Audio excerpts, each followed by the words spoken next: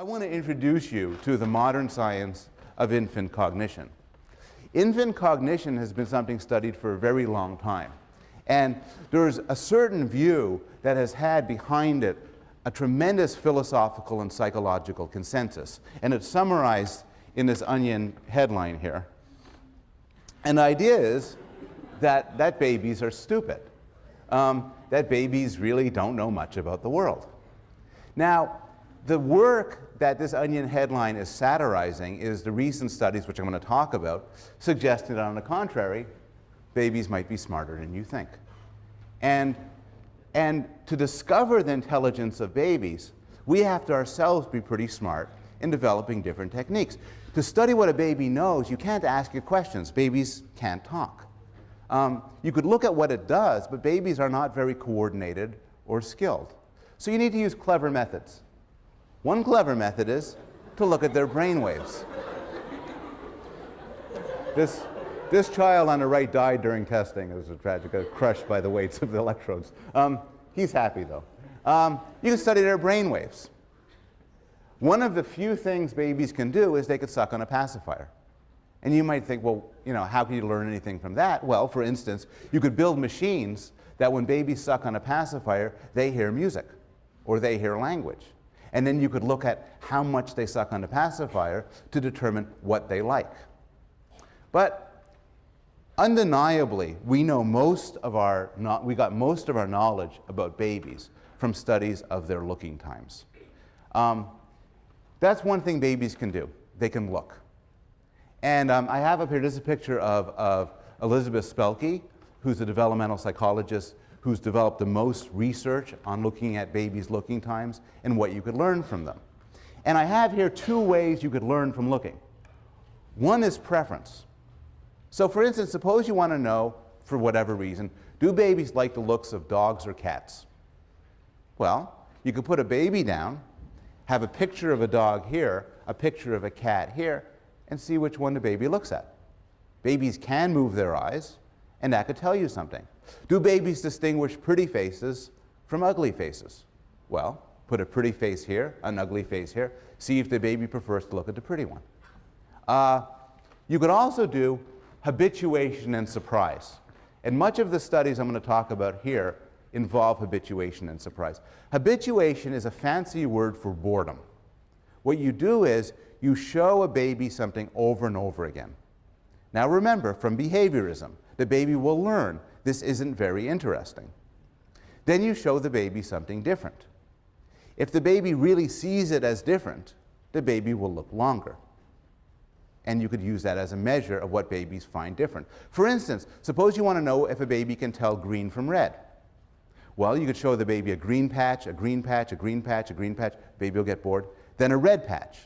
If they all look the same to the baby will just continue to tune out. But if the red looks different, the baby will perk up. And this is, in fact, one way they study color vision in babies. Surprise is related to this. You could show babies something that shouldn't happen. If babies also think it shouldn't happen, they might look longer. And essentially what happens is scientists do magic tricks to explore this very thing. And to start with some real examples, a lot of this infant research has gone back to the Piagetian question of object permanence, asking, is it really true babies don't know that objects remain even when they're out of sight? So one very simple study by Spelke and by Argent had babies shown a block with a bar going back and forth, like that. So the bar just goes back and forth. Now, there's something you do that's so obvious you probably don't even know you're doing it. When you see a display like that, what you assume is there's a bar there. And what that means is there's something in the middle that you've never seen before. But of course, if you were a simple perceptual creature, you would just see that there'd be a bar on top and a bar on the bottom. You wouldn't expect anything in the middle because you never saw anything in the middle. So what you do then is you show babies this, and then you show them either B or C. And if we do this with adults, you expect B. C is almost a joke. And in fact, babies respond the same way. Babies expect there to be an entire, complete bar and are surprised and look longer at the broken bar. Other studies, some of them, well, here's another study by René Bayargent looking at the same thing in a different way. You show the baby, say a 6-month-old, a stage with a block on it. Then a screen rises and obscures the block. Now, if the babies expect the block to still be there, they should think the block should stop the screen. On the other hand, if out of sight, out of mind, they should expect the screen to keep going. So what you do is you set up a couple of displays, one where the block is stopped, the other one where you take this away with a trap door, and it keeps going. And as you see, the baby screams when this happens. That doesn't really happen, but they do look longer. One final example of an object permanence study, some of this work's been done at Yale in Karen Wynn's lab, where they look at babies' understanding of addition and subtraction. And a lot of it is done with real objects, but there's also animated versions. So here is an animated example.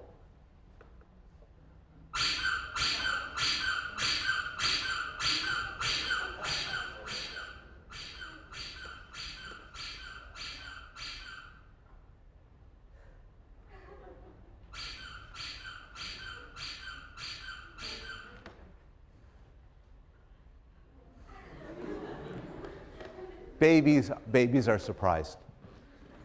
They expect 2 minus 1 equal 1, and when 2 minus 1 equals 2, or 3, or 0, they look longer, indicating surprise. And even 6-month-olds are sensitive to these rudimentary facts of arithmetic, telling us something about their mathematical knowledge, but also telling us something about that they expect things to remain when they're out of sight. Now, this research suggests that infants' understanding of the physical world is there from the very start, but at the same time, not entirely. We know there's certain things babies don't know. Here's an example. Suppose you show babies this. You have a block here, and they have something above there, floating in midair. Babies find this surprising. Even 6-month-olds find this surprising. It violates gravity. But 6-month-olds aren't smart enough to know that a block just stuck over here is also surprising. 12-month-olds will think that it should fall. 6-month-olds don't. And even 12-month-olds don't find anything weird about this, while adults are sophisticated enough to understand that that's an unstable configuration and should fall over. So although some things are built in, some things develop. And this raises the question of how do we explain development? How do we explain when babies come to know things that they didn't originally know? Well, one answer is neural maturation, growth of the brain.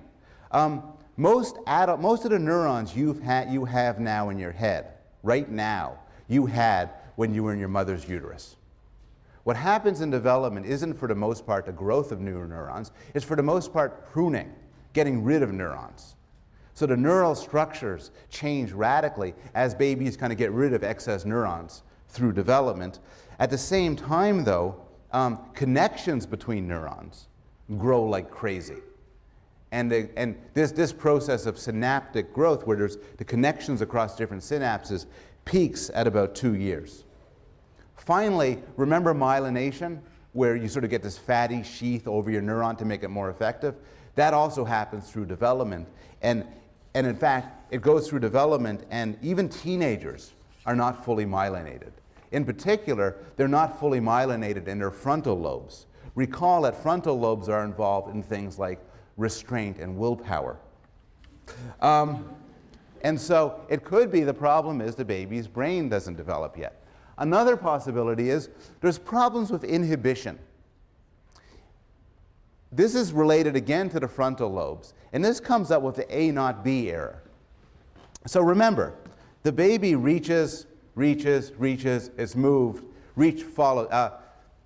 keeps reaching the same place. And it could be that babies don't know anything about objects. But another possibility is once you do something, it's kind of hard to stop. It takes a bit of control to stop. And there's all sorts of independent evidence that babies lack this control. A part of their brain that could control certain behaviors is just not active yet. There's a very nice illustration of inhibitory problems from a Simpsons episode that actually sort of covers anything you might want to know about developmental differences. Basically may sum up much of developmental psychology. That the child essentially, he does A, it's moved, he goes, no, and he keeps going for it. And there's some evidence that's true. Adele Diamond, who studied this, finds that although kids reach for A, they look for B. As if they know it's there, but they can't stop themselves from reaching. And we'll continue this theme a little bit later. Finally, it might be kids don't know things. Some things you gotta learn. And this is true in all sorts of domains, in the social world, in the economic world, in the political world, and it's true as well in the physical world. In fact, there's some things even adults don't know. So here's a study by Michael McCloskey with college students. Here's the idea. You have a tube, a transparent, a tube, a hollow tube. And at the top of the tube, you throw a ball through. So it whips through the tube and comes out. Question is, what happens to it? Does it go in the path of A, or does it go in the path of B? Without looking around, who votes for A? Who votes for B? Here's the weird thing. Whenever I do this at Yale, everybody gets the damn thing right. At Johns Hopkins, 50-50 went for A and B.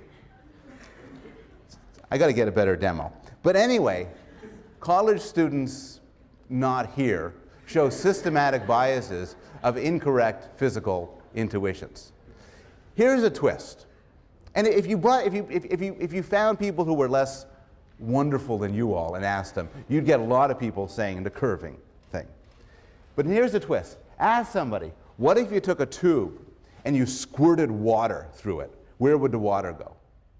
Nobody chooses B. Everybody knows the water would continue in a straight line, suggesting that when you have experience, that helps you out. But in the absence of experience, you're kind of lost. We've talked about the physical world. What about the social world? What about the world of people? Well, there's a lot of research on this as well. Babies start off with some social preferences.